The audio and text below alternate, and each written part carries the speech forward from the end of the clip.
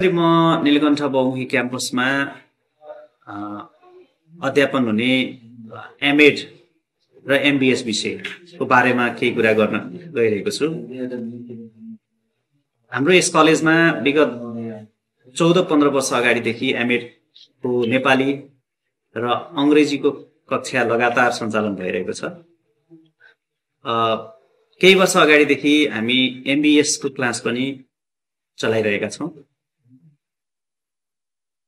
अहिले हामी भर्नाको अभियानमा छौं।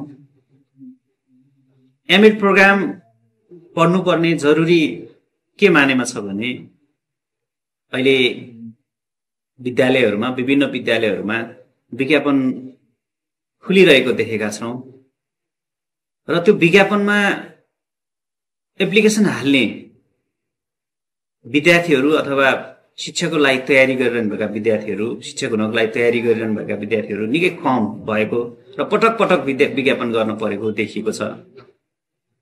यो सन्दर्भमा यो एमएड प्रोग्राम यो अंग्रेजी नेपालीको प्रोग्राम अबको लागि एकदमै महत्त्वपूर्ण छ। किनभने विद्यालय त अब कम हुने वाला छैन। विद्यालयमा शिक्षक नभइकन नहुने त भन्ने नै भएन। शिक्षक आवश्यक छ। यद्यपि शिक्षक सेवा आयोगले लिने परीक्षामा पनि सबै विषयमा चाहिने जति परीक्षार्थी पास नभइरहेको सन्दर्भ छ।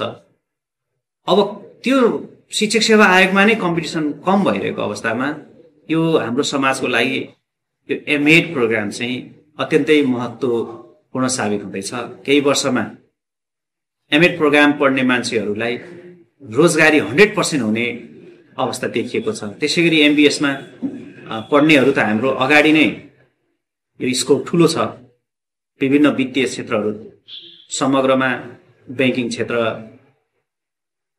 लगायत अन्य वित्तीय क्षेत्रहरूमा हाम्रो विद्यार्थीहरू एकदमै इन्गेज्ड हुनुहुन्छ र अब पनि यो क्षेत्र साँगुरो छैन। अझ यो क्षेत्र फैलिँदै छ। त्यसैले एमबीएस पढ्ने विद्यार्थीहरू पनि एमएड पढ्ने विद्यार्थीहरू पनि लगभग हाम्रो तथ्याङ्कमा 90% भन्दा बढी इम्प्लोइड हुनुहुन्छ, इन्गेज हुनुहुन्छ भने अब त झन् हाम्रो देशको परिस्थिति हेर्दा अब झन् यो सब्जेक्टहरुको यो विषयहरुको चाहिँ स्कोप बढ्दै गएको छ।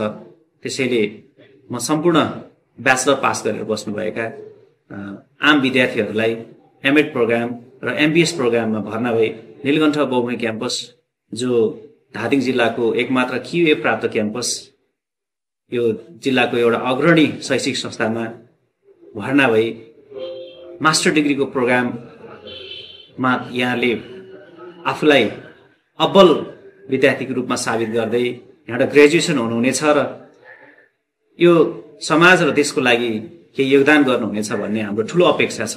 त्यसैले यस नीलकण्ठ बहुमुखी क्याम्पसमा एमएड र एमबीएस प्रोग्राममा भर्ना भई आफ्नो अध्ययनलाई निरन्तरता दिनुहुन र यो देशको लागि यो समाजको लागि केही कन्ट्रिब्युसन गर्नको लागि म तमाम विद्यार्थी वर्गलाई अनुरोध गर्न चाहन्छु।